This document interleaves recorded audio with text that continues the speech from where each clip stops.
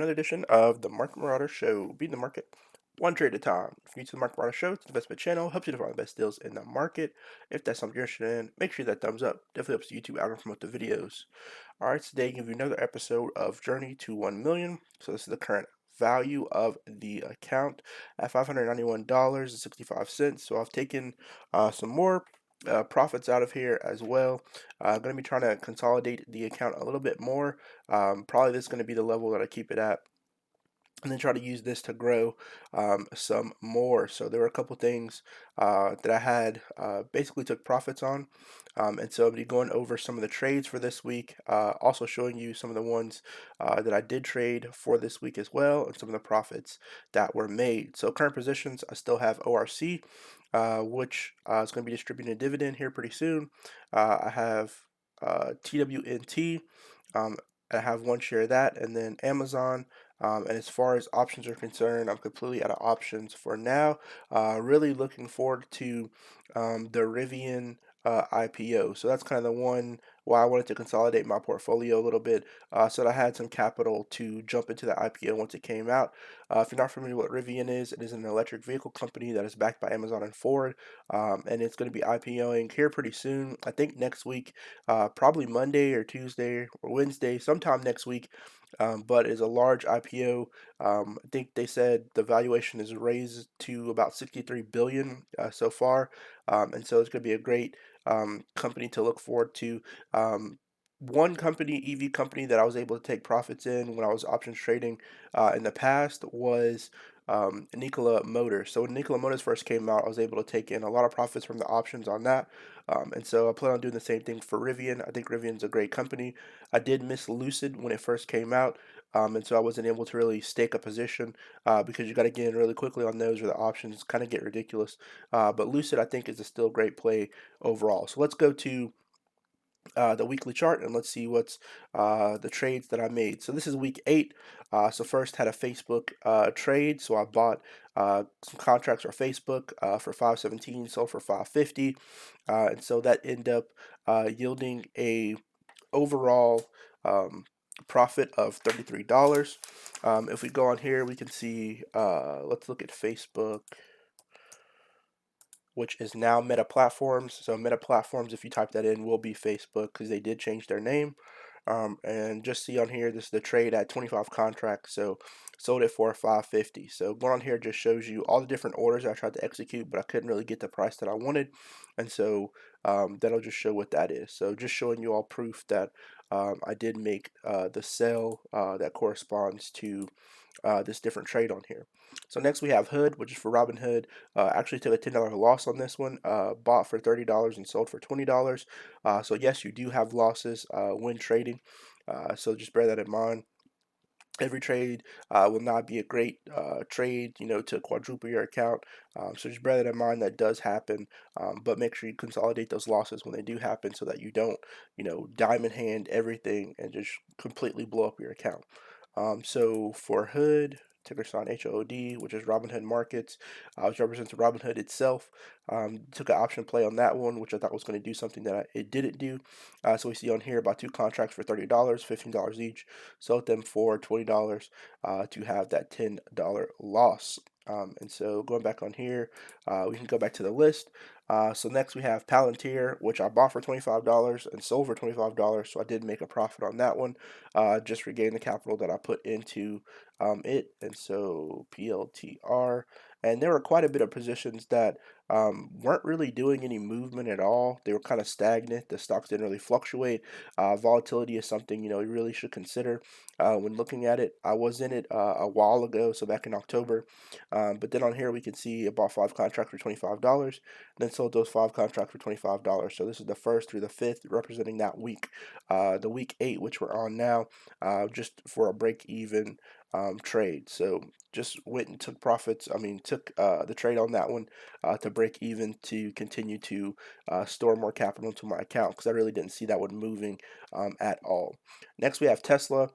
So for Tesla, bought contracts for $671 and sold for $841. So let's go to Tesla.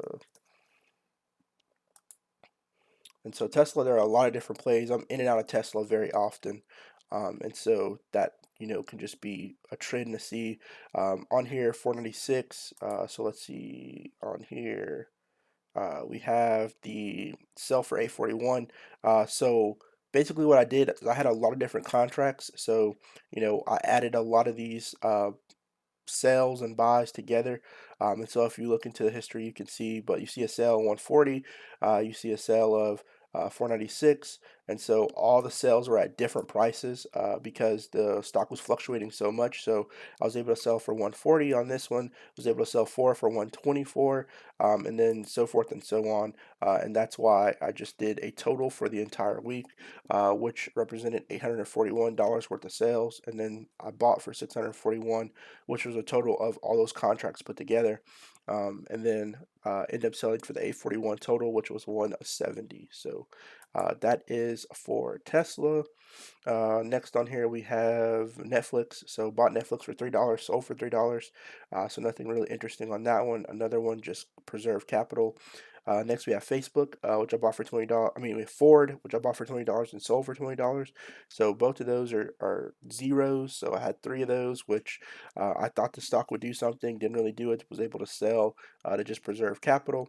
Next we have Riot, which I bought for $55, sold for 74. So let's go to Riot. And the ones that I didn't really make any profit on or didn't really lose, I don't think there's anything you can learn from those. So kind of skipping over those. On here we can see sold a contract for $74. And so that matches the $74 here. End up buying for 55. Next we have Ocugen, which I had a $74 loss on. And Ocugen didn't perform the way I thought it would, and so that happens in the market, or they just different fluctuations in the market in general. And so we could see on this one, bought for 290, sold for 216, and so that was just one contract. That I was like, I don't see this one going up, so I ended up selling it. So 216, which is the sell, 290, which is the buy, negative $74. We have Charter, which I bought a contract for 510 and then sold for 510. Didn't really gain any money out of that one. We have Nvidia, which I had two different separate ones on. End up buying a contract for $72, sold for 150, making a $74 profit. And then we have another one where I tried to do a similar thing but with more capital. Bought for $375, sold for $330 for a negative $45 loss. So let's go to Nvidia. And Nvidia hit like all-time highs last week, so Nvidia was going pretty crazy in my personal opinion. If we look at the week chart for Nvidia, we can see in that one week it went up $42. So Nvidia, if you were to able to buy a contract for the third, and then was able to hold on to that for the fourth, you could have made quite a bit of money from just the volatility of it rallying like it did. So will that happen again next week? I don't know. We will see. But we see on here the buy for 375, sell for 330. And then the one that's under that sold for 150. And then you'll see if I click on the show more, um, the buy for 375 would be the other one. So buy for 375 and then sell for 330 on here. That was a multiple of different ones, so we could see the 150 on here. So let's go to Chewy, which was the last one that I had a $30 loss on. CHWY. And Chewy, I thought was going to go up, but then it started showing signs of being bearish. And so here we can see sold two contracts for $94, which matched the $94 sale, and I ended up buying those two for $64, so a $30 loss. Overall, in total, had a profit of $300, had a loss of $159, which brought the total to $141 dollars worth of profit. So total profit was 300, and then total loss was 159, which brought the total for week 8 to a positive 141. And so positive 141 on the week, which I'm definitely happy about. There's a lot of different moves that are being made out there in the market. I think this week, if Rivian goes in IPOs.